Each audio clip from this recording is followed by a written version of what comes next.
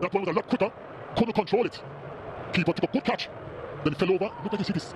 অপ্রতিরোধ Rangpur riders Chattogram কিংসকে 33 রানে হারিয়ে চলতি বিপিএলে টানা অষ্টম জয় তুলে নিয়ে রংপুর রাইডার্স 4 ম্যাচ হাতে রেখে প্লে অফ নিশ্চিত করল সবার আগে।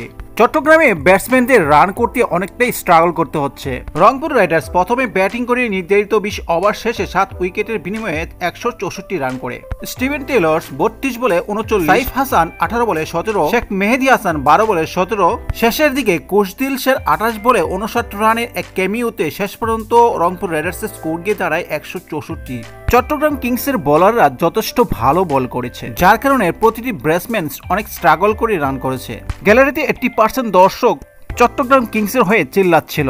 165 রানের লক্ষ্যে খেলতে নেমে চট্টগ্রাম কিংস এবারে বিপিএল এর আসরে প্রথম সেঞ্চুরিয়ান ওসমান খান প্রথম বলেই আউট। তারপর পারভেজ হোসেন ইমন 14 বলে 26, ক্লার্ক 20 বলে 23, নাইম ইসলাম 24 বলে 19, শামীম হোসেন পাটোয়ারির একটি ক্যামিও আমরা দেখতে পেয়েছি 31 বলে 38 রানের। শেষ পর্যন্ত চট্টগ্রাম কিংসের স্কোর গিয়ে দাঁড়ায় 131, 8 উইকেটের বিনিময়ে।